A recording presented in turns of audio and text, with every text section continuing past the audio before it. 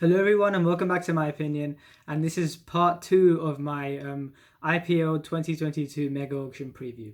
And now, as I put in my title of my last video, I talked about KKR's retentions, but I didn't talk about who they were going to buy. And so just a quick something about KKR before I proceed on to the other 5 franchises.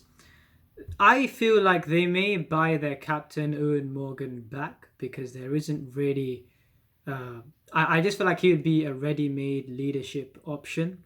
And of course, they'll be expecting more from him with the bat, but and he hasn't exactly been in the greatest of form for England either.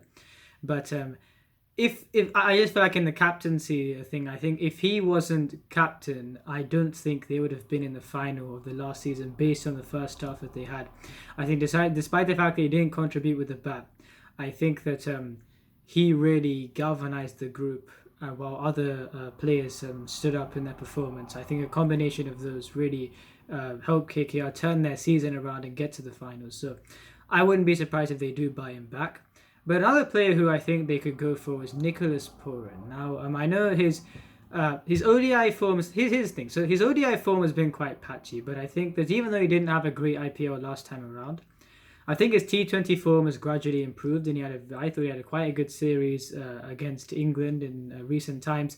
And I think that I'm not sure about where the IPL will be played. I think it's around the Mumbai area, but if the pitches are good, now I know I may or may not have said this in my previous video, but I think especially in when they played the IPL in India in the first half of last season, some games in Mumbai were actually not what you would see traditionally, where the pitch was on the slower side. Especially, I remember the game, the KKR versus Rajasthan Royals game. So it depends how the pitches are, and if they are going to be played around the Mumbai area, then I don't know whether all the pitches will behave the same way. But if the pitches are good for batting, then Nicholas Puran would be a very good signing in that number 4 role. I think that obviously they'll have to get their paces. Prasidh Krishna, they may buy him back. I still think, despite the fact that his success has been there in this ODI series, the one thing he didn't do was have to bowl at the death. And I think, as I said in my videos on the 3 ODIs, I feel like India picked this attack because Rohit Sharma had faith that the innings won't go to the death overs, and in all the 3 games, the innings didn't go to the death overs, and even when there was a bit of a kind of a thing in the second ODI with the West Indies, you could say came relatively close, but even then, Prasidh Krishna got 4 for 12, setting the tone and bowling at the top of the innings, and he didn't bowl in the pressure situation when the West Indies were getting close. He just kind of cleaned things up at the end. So I feel like his death bowling has been fairly unproven, and I'm not sure how he would do in a T20 game based on what he's done in the ODIs. But when the conditions are there for him, he's done really well in the series,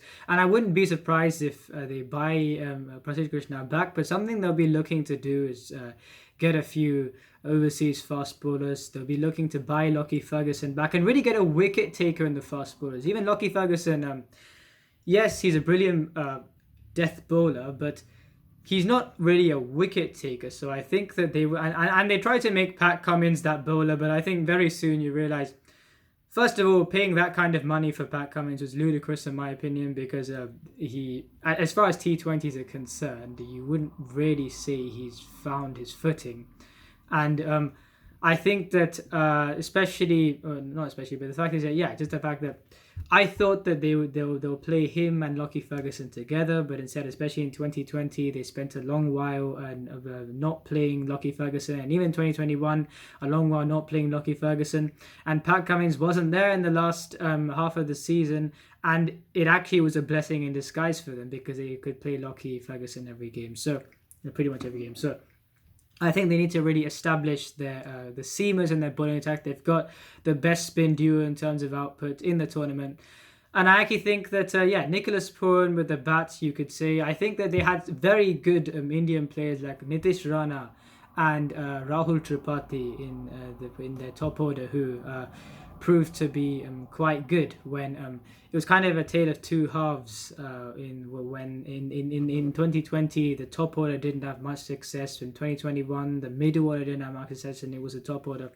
But I really think they'll be looking to buy back preferably both of those players, Nitish Rana and Rahul Tripathi, because of how well that they've done. And I think that buying those two players back could really serve as a foundation to establish the makings of a good batting lineup. The thing is, if you look at the players who even that feel a bit iffy about, or for example, Prasidh Krishna's death bowling hasn't really been there at all, and Dinesh Karthik, despite the fact that his time at KKR hasn't really been all that smooth sailing, has been high and low moments. I think that they've developed this chemistry with those players to say that I don't actually think they would mind buying them back.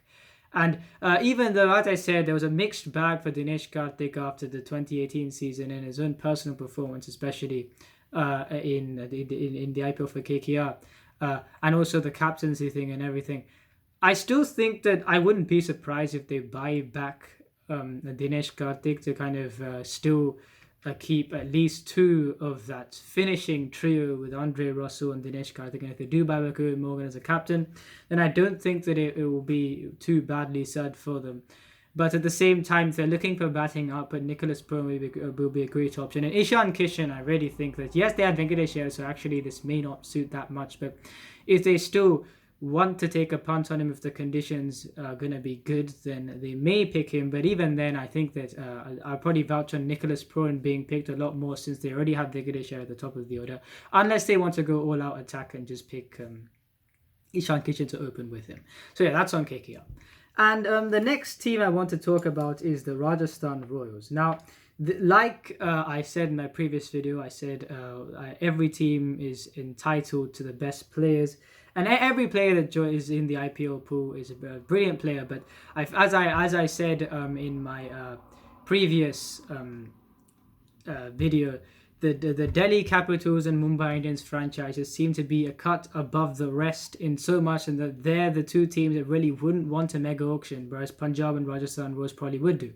And every player in the IPL, as I said, quality players, but I feel like with the way that if you saw the disparity between someone like a Mumbai and a Delhi and the Rajasthan Royals and Punjab Kings, then you'd kind of think how, when they have the same purse as every team, as I think, yeah, as I said, now 90 crores each, and then when they make retentions, the money gets deducted accordingly. But even then, you'd think, why wouldn't the teams be more even? And if in the ideal situation, no team would want a mega auction. And they've retained Sanju Samson, Josh Butler, and Yashasvi Jaiswal. It's a very good top three, really. Jaiswal, Butler, and Samson. And Samson being the captain of that side, quite a hefty price at 14 crores. But I think he had his best ever IPL season last year. There's a responsibility to his play where in previous seasons you've seen that he's tapered off after especially the first half. But in this case, he played very well. And the first game the Rajasthan Royals played in the tournament was the best innings of the IPL, featured the best innings of the IPL with Sanju Samson 119, almost winning his team the game. Butler, the thing is, he didn't really. The thing about he didn't really feature in the second half of the last season, and even the first half, he wasn't. I think that he would have wanted a bit more runs than he got. He got that 100 against SRH, but apart from that, he got a few, I think, 20 scores. But I think that as a player of Josh Butler and Sanju Samson are so integral. If you look at last season's Rajasthan Royals, it was so integral. And again, I felt a bit bad for Josh Butler because he's done so well for that franchise. But I think that even though he had a bit of a middling time in that first half of the season that he played bar that 100, it's the fact that even then, it's the fact that he so much more was required of him because of what the other players were doing bar him and Sanju Samson. So that's on those two. And Yashasvi Jaiswal, he showed some promise in the last season, so they've persisted with him for 4 crores. And they have 62 crores left. And here's the thing. So I'm not sure about the availability of some Australian players because they touring Pakistan, and then apparently a few players are going to miss half of the games, which for the franchises would not be great. But when I previously thought that the IPL games are going to be played in bio bubbles in their own respective like home stadiums, the home stadium was still going to like be a part of the tournament. I actually thought that, look, Pat Cummins, he struggles bowling at the death, and honestly, he struggles bowling in T20s more than the other formats. And as I said before when he was in KKR, I said that I thought they'd use him to bowl 3 overs in the power play and then 1 over whenever. And the one thing we saw in the T20 World Cup was when the pitches are a bit tacky, he's really good at kind of getting that tennis ball bouncer, or really bowling into the pitch.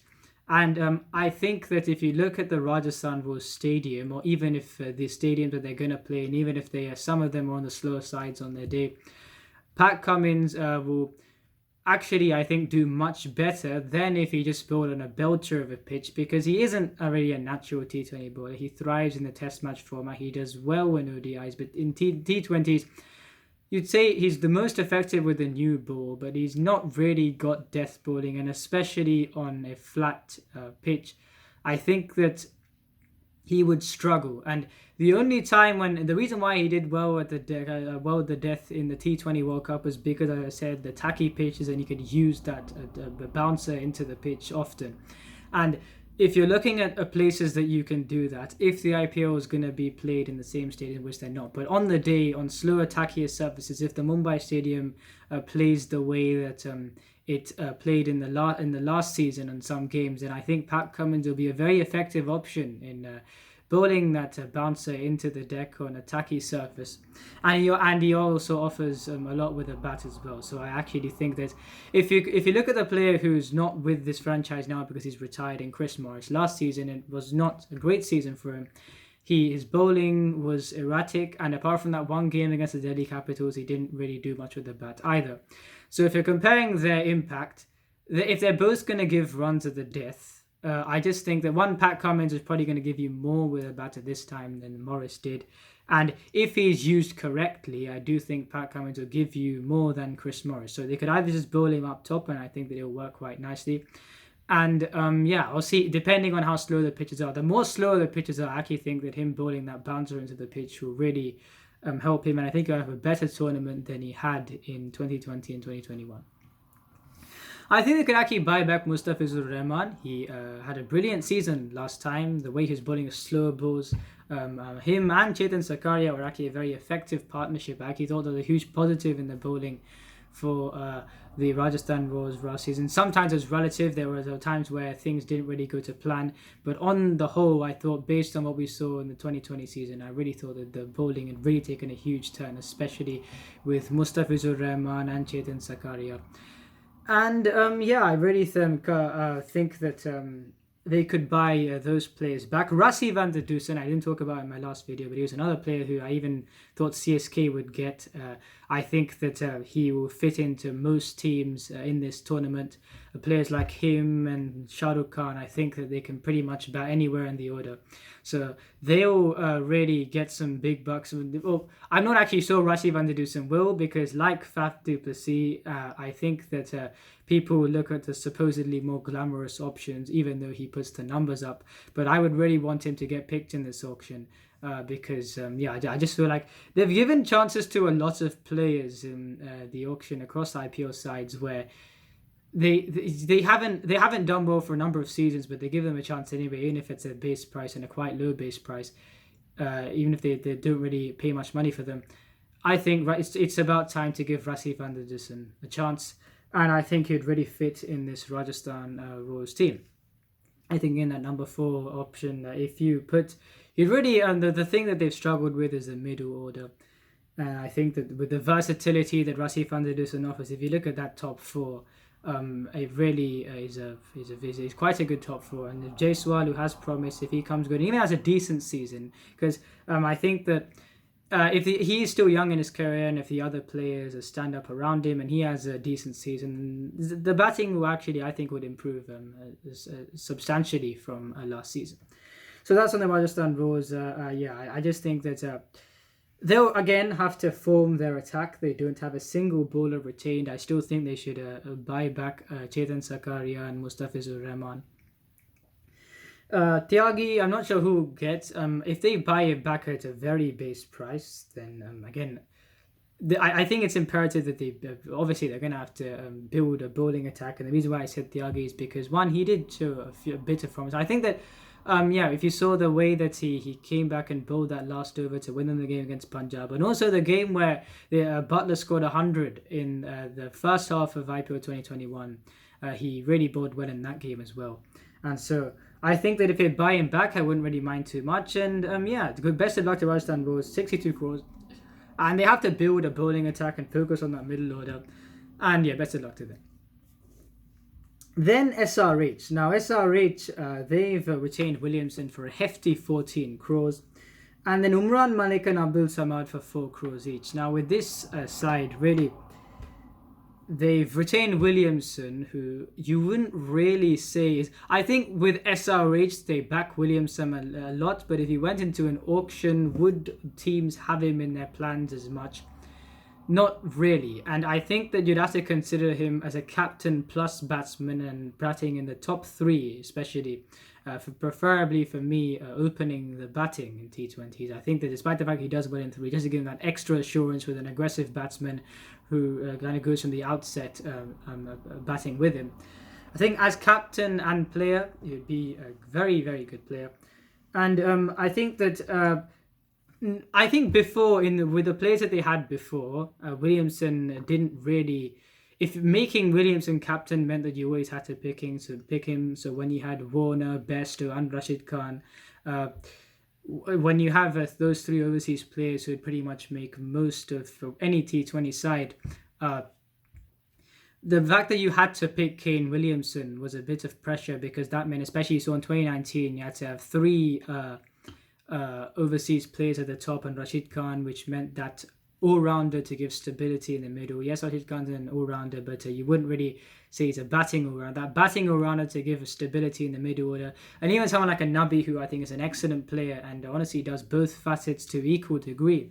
I actually think that they missed that kind of player, and they've given that role to Jason Holder, and I'm not sure where he's going to go or not. Maybe they'd buy him back, I'm not sure, and I wouldn't really mind if they buy him back, because I think he did do well for them. And coming back to Kane Williamson, I actually think that, he would have struggled to get into the side before. I think that they actually really shot themselves in the foot a bit, despite the fact how good of a player he is, with the players they had to make him captain. But now there's been a clear out, and they only have 3 players and 2 other very inexperienced players. Now that he's captain, they can build the team around him. They have Umran Malik, just a few overs of bowling quick, very quick, and he's got a retention. And he was in the team in squad in place of Natarajan, and in the end he's been retained for 4 crores. Very happy for him. And I was thinking that I would have liked to see him retained, maybe just for recency bias, because he did bowl very quick. And he's been retained, so best of luck to him. It'll be interesting to see how they can incorporate him in this team. And Abdul Samad. Now, he's a player who's hit 6s against the top bowlers in the world, and I think Rabada and Bumrah, or I'm not sure Rabada he hit, but definitely Nokia and Bumrah, I think he hit 6s off, and some extravagant shots as well. But yet, apart from that, there's not really been anything that he's done. And he's a very inexperienced player, I do get that. But if they're relying on him to be the finisher, it's a bit of a stretch at this point in time. I think that you do need a more proven finisher alongside him. If he can kind of learn his trade as he goes along, I'm sure that, look, he does have the... Right, he's hit the 6s in the way that he hit them against the world-class bowlers. I think that it shows that he is up for the task, and I wish him all the best. But right now, to have him as a finisher, I don't think SRH can tick that box going into the auction. Who do they want to get? Now, I actually think that, look, the middle-order players, local players, and if you're considering all-rounders for stability, for me, Krunal Pandya, someone who's very overhated as a cricketer, I think he will be a very, very good fit for this team. And that left arm off spinner option can really if he bats alongside someone else, if he bats at, let's say, number 7, I really think that Rashid Khan will be a very good player. And another player, I really think that since not Rashid Khan, Krunal Pandya will be a very good player. And since Rashid Khan isn't in the side, I really think that before I actually say this, look, I don't think the SRH's bowling attack will be as good as the one that they formed to get to the finals in 2018, or that core that they formed with Bhuvneshwar Kumar and Rashid Khan, two stalwarts. But I think that in a way, their bowling attack can afford to be still good, but not as good as the last one, because their batting will be better. If the auction goes well for them, they'll be confident in their batting, and their batsmen will perform to collectively regularly put good totals on the board, so that they can win games with a good bowling attack. And it doesn't have to be that you have these titans of the game, of the T20 game, in Bhuvneshwar Kumar and Rashid Khan. And I think that the reason why I'm saying this is because they need a middle order batsman and they need a leg spinner now, because Rashid Khan isn't there. So someone who fits perfectly in that is Wanedu Hasaranga. And he bats at 5 for Sri Lanka, and I think it'll be more of a floater in this side. It'll be interesting to see where they play, how they go. But a 4-over bowler, I really think, despite the fact that you don't get what you get with Rashid Khan, as I said, if the batting bats better, it gives the bowlers a bit more breathing space. And I think that Hasaranga fills both options really well. He gives you a batting option, and he is a 4-over bowler. I really think it'll be a great signing. I don't really see him outright fitting in any other team's plans. I think it's since that the overseas leg spinner Rashid Khan has gone to another franchise, to fill that spot, I really think it's kind of a 2-in-1 buy if you get Wanedu Hasaranga. And I think there'll be I can see a reunion actually between Ambati Raidu and I think that he hasn't played for SRH, but he's around, like he's from that part of India.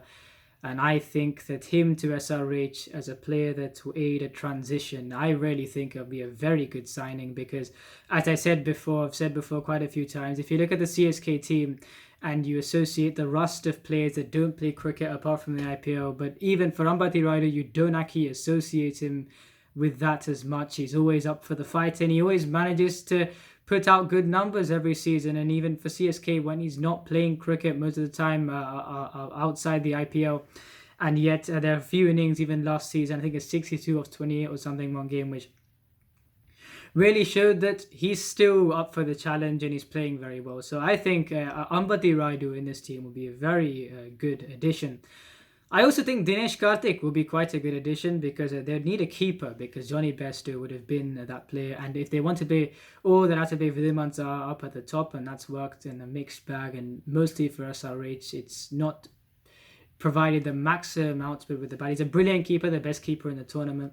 But with the bat, he hasn't really provided that output always. And so I think Dinesh Karthik as a finisher to play in that role, I think he'll be really good. I think SRH can do quite a bit in this auction. Definitely, I think Riley Meredith will be someone who they'll be looking to get an overseas fast bowler in their template. I will give them that out and out pace bowling, raw pace bowling option. Buying Bhuvneshwar Kumar back, I think he's a world-class bowler. Many teams would. I know right now they probably wouldn't think of him as a forefront of their plans, but I think that really he would be an integral part of this auction, and pretty much any team I think should pick him up, because he is, as I said, the most versatile bowler for me in world cricket. And I think that if they buy him back and they also bowl him alongside the extra pace of the express pace of Riley Meredith, with Wanedu Hasaranga, and also buy a death bowler as well to bowl alongside Bhuvneshwar Kumar, because I think that if you look at Riley Meredith, it'll kind of be like he'll bowl out fairly early. I think that's the way to use him, to really kind of intimidate the batsmen, to make them feel uneasy with that raw pace. And yeah, I think that things can go quite well. They certainly can do quite a bit with this team. They have Williamson and some inexperience, but I wish them the best of luck. 68 crores, quite a lot of money. I think the second most biggest purse in this auction. So yeah, best of luck to them. So Rajasthan Royals, SRH, and I'm going to go for the Delhi Capitals.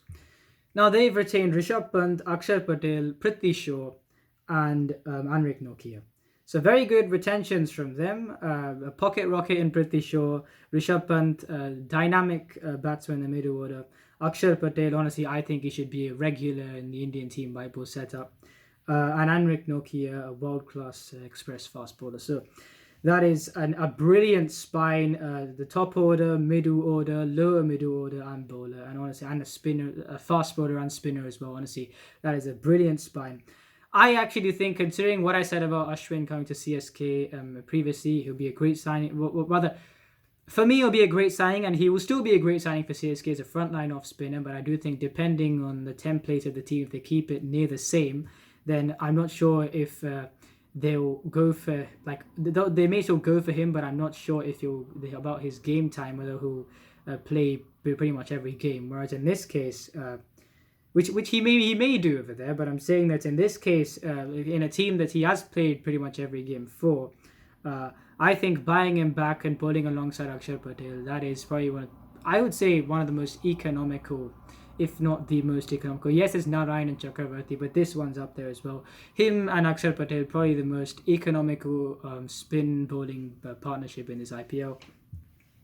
And they'll be looking to buy back Rabada. I think the thing is with Delhi Capitals and the Mumbai Indians, who I'll talk about, they'll just wanted to buy the players back that they had before. They'll comfortably win this tournament if they do, regardless of who anyone signs.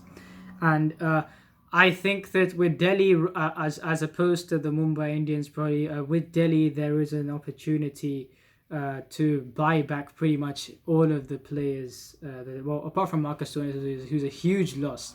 I think that would be quite a void to fill for them. But pretty much apart from him, everyone else, they'll be looking to buy back. For me, I think that they should be looking to buy back those players. Shikhar Dhawan, I think they didn't retain because of the age factor. Even though performance-wise, one of the best players in this tournament, he'll probably go for a decent price in this auction as well. Not too high, but I'm saying he'll go for a middling price.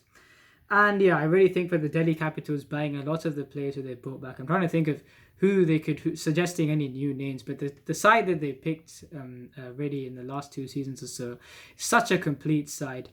And yeah, I honestly think that if they don't play the IPL in their home, kind of in Delhi, in their home stadium, if it doesn't feature any games, then the fact is that they actually wouldn't mind that. They would like the fact that they have the bowling attack to bowl anywhere, and their batsmen to bat on better surfaces. I really think that the Delhi Capitals will be a formidable outfit this season. And if they pick whoever they picked before, or quite a few of them, I think that it will add to an already great spine. And yeah, Delhi Capitals will once again be a title contender. Not too much money left though. 47.5 crores for them, 48 for CSK. So not too many. If you compare it with the other franchises and the increased competition in this auction, they do have a hard job, and I understand why them and the Mumbai Indians would probably hate the mega auction, because if there was no mega auction, these two would probably I know CSK won the team last time, but the one tournament last time, but the two best teams in this IPO are the Mumbai Indians and the Delhi Capitals. And really, if it was based on the quality of cricket played, they'd probably be the Mumbai Indians versus Delhi Capitals pretty much every year. So, in the finals. So, it'll be a tough job for Delhi actually, but I'm sure that they'll be looking to buy back the players who they had before. Quite a few of them anyway. And then there is the Mumbai Indians. Now, Rohit Sharma, Bumrah, Suryakumar Yadav and Pollard. So once again, a very, very good retention from them. Class spine, top order batsman, middle order, 2 middle order players, 1 finisher as well, and probably the best fast bowler in the world in Bumrah. And they have, I haven't really got done. Now, if I add up these numbers here, 28... 42. I think they have 48 crores left, so they don't have too much either. But they also have a world-class spine, and there would have been a toss-up between Suryakumar Yadav and Ishan Kishan, but I actually think they made the right decision in the end, because Suryakumar Yadav, the way that you can get a middle-order batsman that scores at a good rate, I think that they made the right decision. And also, If I were the management, I purely think this is because of the amount of cricket Hardik Pandya has played. I would have retained Hardik Pandya instead of Pollard. And I know that from the other videos, it would seem like I have an agenda against him, which I don't, because if you'd seen in previous videos, I have really lauded him for how much of a legend that he is in the T20 cricket, in the T20 format, and how much he's done for the Mumbai Indians. But I think that if they retained Hardik Pandya, fully fit Hardik Pandya, they would have got the finisher and they would have got a bowler that can at least bowl 2-3 overs every game. And with Pollard, the bowling, you probably don't get that. And he is a brilliant player with the bat. But yeah, even then, I think they wouldn't mind. And I also come to think about Aquino, because I don't think that they could have retained 4 Indian players. So I guess they had to retain Karan Pollard then, and they probably wouldn't have been happy that they couldn't retain Hardik Pandya. But again, Karan Pollard, a brilliant player. As I say, I know in the last 2-3 videos, it seems like I've got an agenda against him, but I'm saying he probably shouldn't be in the ODI side. But in the T20 format, he's an absolute legend. He's a Mumbai Indians legend as well, and that's the reason why him being retained here for 6 crores, it's an absolute bargain, honestly. And yeah, the Mumbai Indians have 48 crores left in the bank, and I think that they would be disappointed that they couldn't buy back, couldn't keep Hardik Pandya. And I'm not sure whether they'll buy back Ronald Pandya as a priority, so they'll probably not have both the Pandya brothers in their roster. I actually think, once again, like Delhi, buying the players back that they had with some amendments in for Mumbai Indians' case, because I think that they need a more frontline spinner, which they didn't have before. They effectively relied on Bumrah and Bolt, and the other players didn't really stand up much. I don't think that even if they buy back the same team, I don't think the batting will be the problem. I just think that they played in tough conditions in Chennai, and look, teams have an off year, and even in their off year, I think they finished 5th or 6th, and by the end they were winning in such a convincing fashion, and they really put up a good show with the bat to even have a chance of qualifying when they played against SRH in the last game. So that's the Mumbai Indians. I think that once again they'll be a title contender like they always are, and yeah, I think that it's a very, very good retention. 4 retentions that they've done. 48 crores, so not much money left, but let's see what they can do. And so finally, I think there's one team left, and because I've done Rajasthan Royals, SRH, Delhi Capitals, Mumbai, so RCB, yes. So the RCB have retained it said 15 crores on Quick Info, but I don't think that's true. I think it is 17. So Virat Kohli, 17 crores, joint highest paid player in the tournament. Maxwell, 11 crores, Siraj, 7. Now, I think that Chahal not being retained was purely just because I think they would have wanted to retain him, but I think the money-wise, he would have wanted a bit more. So I'm sure that he would want to go back to RCB. I think on a video with Ashwin, he actually said he wants to go back to RCB. So assuming they buy back Chahal, they got a confident Mohammad Siraj with Yuzvendra Chahal in the side. And I think that as far as the chemistry of the side, I wouldn't really think Harshal Patel would fit in with any other franchise, because despite the fact he had an extraordinary season in the last season, I just think that as I said, I just think that as far as the chemistry is concerned, I think he'll probably bowl his best with RCB. So I think that if they buy Harshal Patel back, I don't think there'll be too much demand on him. Although he is an Indian seamer, so there'll be a bit of demand. I don't think he'll go for the exorbitant prices that you'll probably expect other people to go. So they could buy him back as well. And him and Siraj and Chahal is a good spine for your bowling attack. And Kohli and Maxwell are brilliant players with the bat. And I think that they'll be wanting to buy an AB de Villiers replacement, whether they'd use that overseas player in the middle order or whether they'd use him at the top order. It depends. Would they buy someone like a Shikhar Dhawan so that Kohli can open and Dhawan kind of takes the bowling on the power play? And Kohli does as well, but then afterwards Kohli kind of goes slowly from the overs from 7 to 15 and then unleashes at the end. So Dhawan an aggressive batsman up at the top with Virat Kohli, and then you use that overseas slot to really get a player who, it's not going to be easy, but emulates what de Villiers did. Then I think that they could either get someone in the opening the batting, or they could get someone as a middle order batsman to fill that slot. But it's very hard to find a de Villiers replacement, and I don't think that there is one in this auction pool. Yes, there's players like David Warner who they'll score bucket loads of runs, but I think for, as I said, AB de Villiers and Virat Kohli was some batting combination to watch, and that won't really be there, which is, it is quite a sad thing. But I think that RCB will still do quite decently in this auction. Players who I think they'll get, they'll be looking for a captaincy candidate. And you may think Glenn Maxwell, but I'm saying after one season, would they give the job to Glenn Maxwell to be captain? I don't know.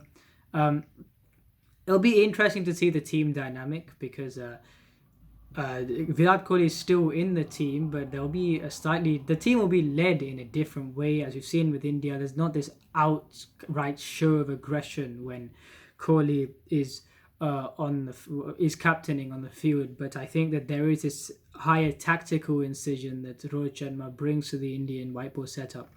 And so maybe, I think that buying a captain, if Kohli, doesn't want to be captain for RCB, I think that buying a captain is necessary as well, and there has to be a balance there. The thing is, I think that someone like an Owen Morgan for RCB, that probably wouldn't have the same effect as him being there for KKR, because I think with the weight of runs that Kohli provides, effectively 400 runs every season, I think in this setup it does go hand in hand that you have to contribute as well as captain the side. And even in KKR it would have, but I think that for them it worked out that despite the fact that Morgan wasn't contributing, the others did. And I think that in that setup the focus wasn't really on Morgan, whereas I feel like with the runs that Kohli scores, 400 runs every year, then I think that you'd probably have to get a standout player.